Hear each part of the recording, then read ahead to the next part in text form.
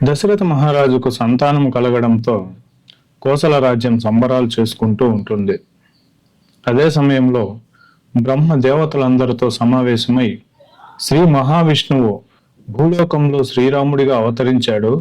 రావణ సంహారానికి మనందరము రాముడికి సహాయం చేయాలి. కావున మనందరము మన అంశాలతో కొంతమందిని సృష్టించాలి అని చెప్తాడు. రామకార్యం కోసం పుట్టడం మన అదృష్టమని దేవతలందరూ ఆనందపడతారు. వెంటనే బ్రహ్మ గట్టిగా ఆవలిస్తాడు. అప్పుడు బ్రహ్మ నోటి నుంచి జాంబవంతుడు కింద పడతాడు. నాలాగే మీరు కూడా కొందరిని సృష్టించండి అని బ్రహ్మ దేవతలందరినీ ఆదేశిస్తాడు. ఆ విధంగా ఇంద్రుడి అంశతో వాలి జన్మిస్తాడు. సూర్యుడి అంశతో సుగ్రీవుడు జన్మిస్తాడు. బృహస్పతి అంశతో తారుడు జన్మిస్తాడు. కుబేరుడి అంశతో గంధమాదనుడు, అశ్విని దేవతల అంశతో మైందుడు మరియు ద్వివిజుడు జన్మిస్తారు. అగ్నిదేవుని అంశతో నీలుడు, వాయుదేవుని అంశతో హనుమంతుడు జన్మిస్తారు.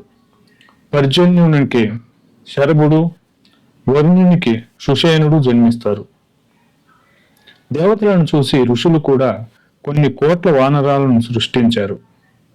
ఇలా ఉండగా కులగురు అయిన వశిష్ఠ మహర్షి రామలక్ష్మణ భరత శత్రుఘ్నులకు నామకరణం చేస్తాడు.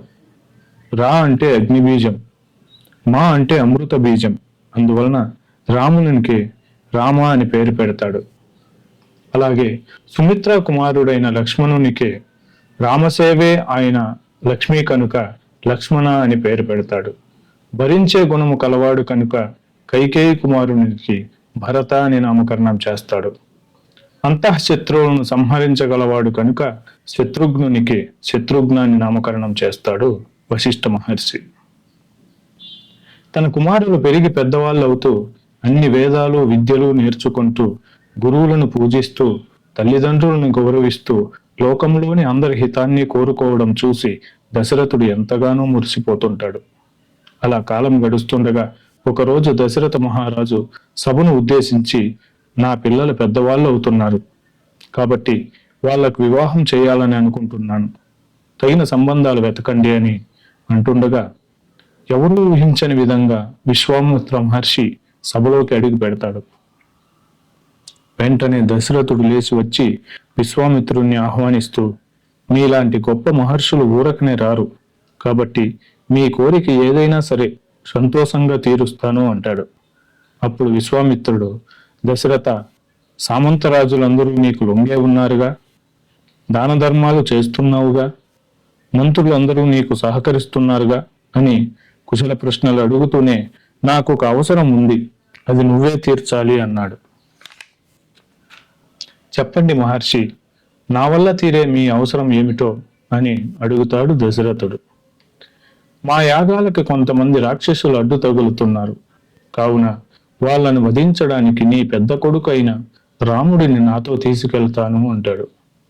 ఈ మాట విన్న దశరథునికి ఏమీ అర్థం కాదు.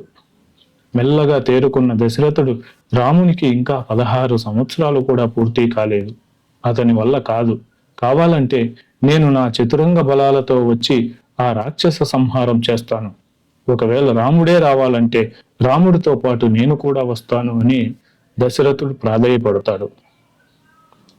రాముడంటే ఎవరో, అతని శక్తి ఏమిటో నాకు తెలుసు, వశిష్ఠునికి కూడా తెలుసు. ఎంతైనా పుత్రవాత్సల్యం ఉంటుంది కనుక నువ్వు ఆందోళన చెందుతున్నావు. రాముడు రాక్షసులను సంహరించి తప్పకుండా తిరిగి వస్తాడు, నాతో పంపించు అంటాడు విశ్వామిత్రుడు. అప్పుడు దశరథుడు బాధగా, లేక కలిగిన నా కొడుకును నన్ను విడిచిపెట్టండి అంటాడు. దానికి విశ్వామిత్రుడు ఆగ్రహించి, ఇచ్చిన మాట నిలబెట్టుకోలేక మాట తప్పిన దశరథునిగా పుత్ర పౌత్రాదులతో సుఖంగా శాంతంగా జీవించు అని వెళ్ళిపోతుంటాడు. వెంటనే వశిష్ఠుడు లేచి విశ్వామిత్రుని కూర్చోమని చెప్పి దశరథునితో ఇలా అంటాడు.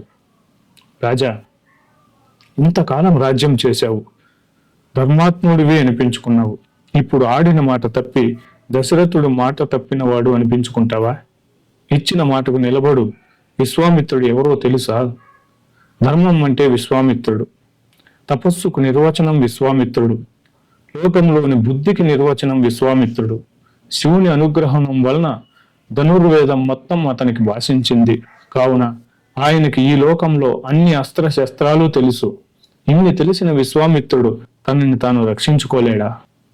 ఆ కీర్తి రాముడికి దక్కాలని, తనకు తెలిసిన సమస్త విద్యలు రాముడికి దారపోయాలనేదే ఆయన ఆశ. అడ్డుపడకు అంటాడు.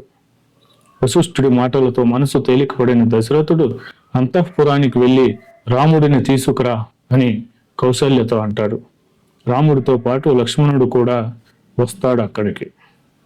కౌసల్య రామునికి స్వస్తి వాచకం చేసి పంపుతుంది. సభలోకి వచ్చిన రామలక్ష్మణులను అందరూ ఆశీర్వదిస్తారు.